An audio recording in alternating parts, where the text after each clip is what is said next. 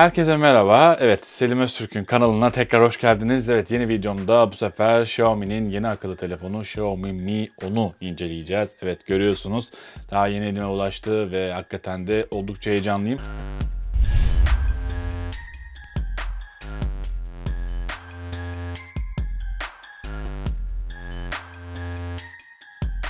Dünyanın en çok satan telefonlarından bir tanesi gerçekten de. Huawei olsun, ne bileyim Oppo olsun vesaire hepsi arkasından geliyor. Ama Xiaomi özellikle fiyat performans telefonları nedeniyle gerçekten de kullanıcı nezdinde oldukça iddialı bir telefon. Şimdi de Mi 10 geldi. Mi 10 tabii çok ucuz bir telefon değil ama bulunduğu klasmana bakıldığı zaman gene fiyatı diğerlerine göre uygun diyeceğiz aslında. Fiyatı en sona saklayalım isterseniz. Şimdi öncelikle özelliklerine bakalım.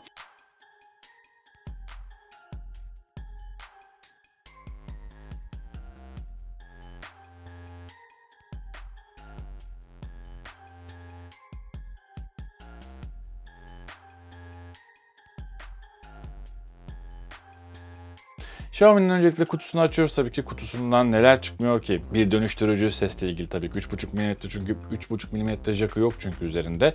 Dolayısıyla da bir dönüştürücüye ihtiyaç duyuyorsunuz ve bunu da Xiaomi zaten kutusunun içinde size ücretsiz olarak veriyor. Ekstra para vermiyorsunuz bunun için.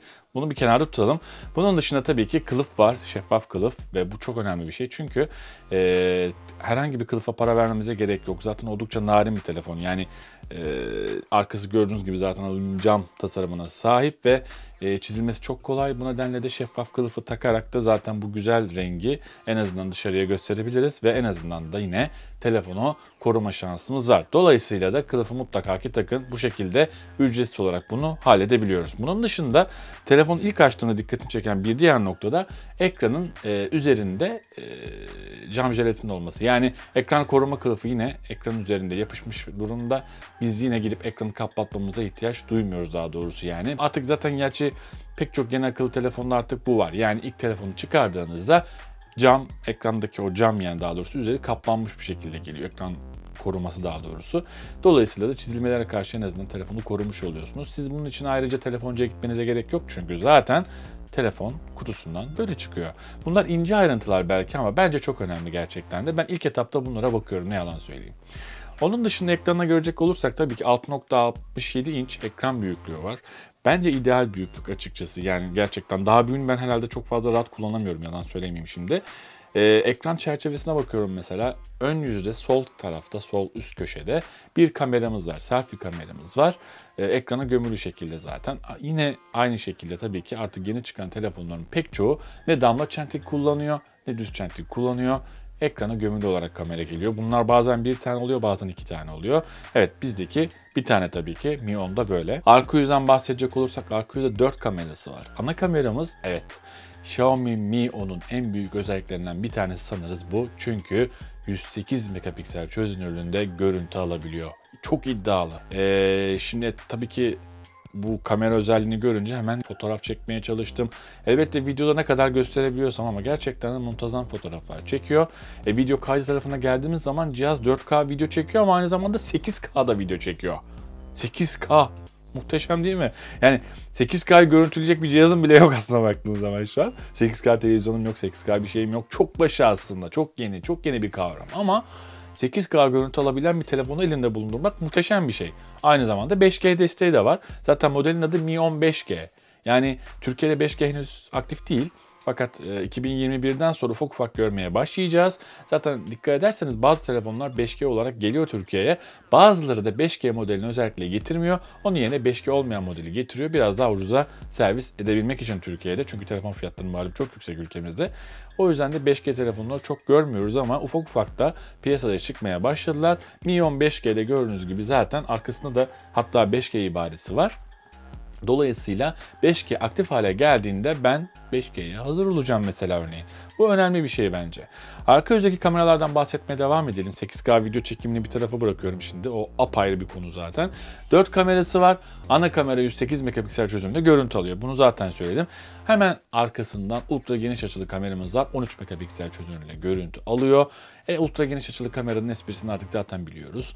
Yani manzara fotoğrafları çekerken gerçekten de kadraja çok daha fazlasını sığdırıyorsunuz. Ben ara kullanıyorum. Çok sık kullandığım bir kamera değil belki bu, lens değil bu ama gene de artık her Amiral telefonunda var bu. Onun dışında 2 megapiksel çözünürlüğünde makro kameramız var. Makro kamera ile ne yapılır?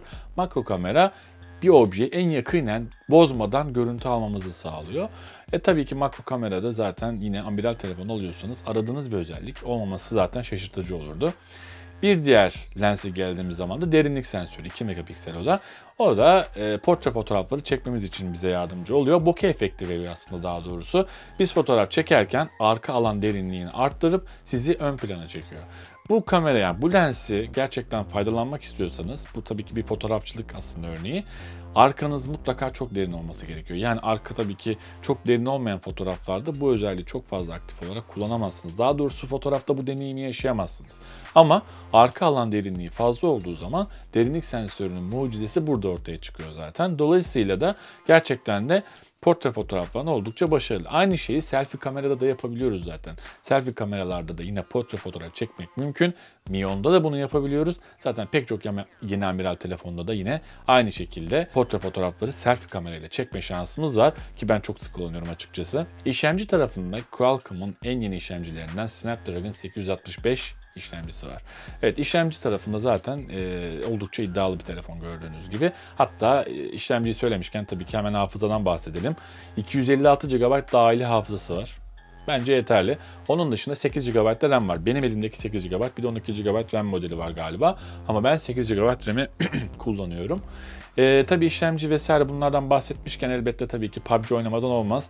En çok sorulan soru çünkü bu. PUBG nasıl, PUBG deneyimi nasıl diye. PUBG deneyimine baktığımız zaman da tabii ki açıkçası gerçekten de hızlı, akışkan bir şekilde oynayabiliyorsunuz. Çünkü zaten hani işlemcisi olsun, RAM vesaire her şey donanım olarak kaldırabiliyor oyunu zaten.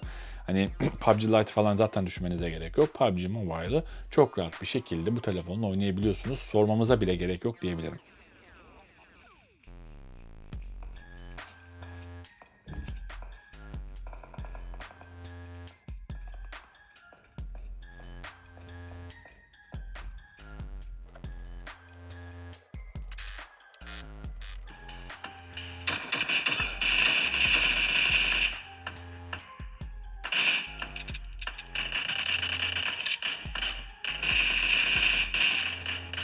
Dolayısıyla oyundan bahsetmişken elbette Antutu testinden de bahsetmemiz gerekiyor.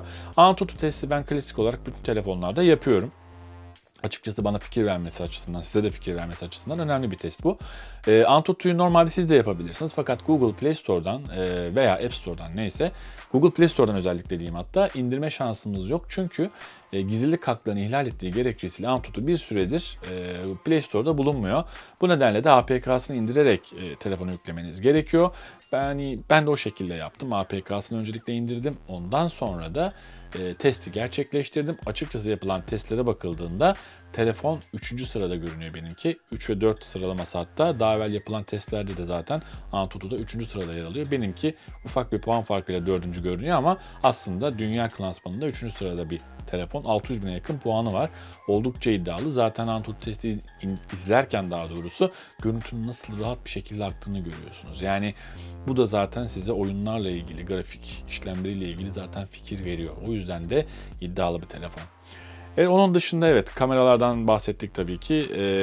USB Type-C arabirimi kullanıyor. Bu zaten artık bildiğimiz bir şey. Onun dışında 3.5 mm jackımız yok. Evet, eski kulaklık desteğine maalesef sahip değiliz burada. Ama kulaklık için yine böyle bir dönüştürücümüz var. Kutudan çıktığını zaten az önce söyledim. O yüzden de zaten buna çok takılmamıza gerek yok. Ve telefon ağır bir telefon. Çok da ince bir telefon değil aslında baktığınız zaman ama ben telefonu açıkçası gerçekten de sevdim.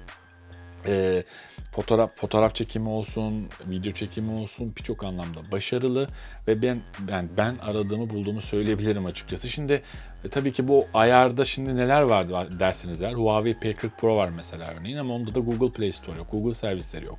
Bunlar problem elbette çünkü aradığınız her uygulamayı bulamıyorsunuz. Bunlar sıkıntı gerçekten de. Ve fiyatına baktığınız zaman da 11.500 lira bir fiyatı var Huawei P40 Pro'nun mesela. iPhone 11 Pro Max almaya çalıştığınızda yine 11.000'in üzerinde bir fiyat veriyorsunuz. Fakat bu cihaz 8.500 TL civarında bir fiyatla Türkiye'de satılıyor. Dolayısıyla da aslında seviyesine göre bakıldığı zaman hala uygun fiyatlı.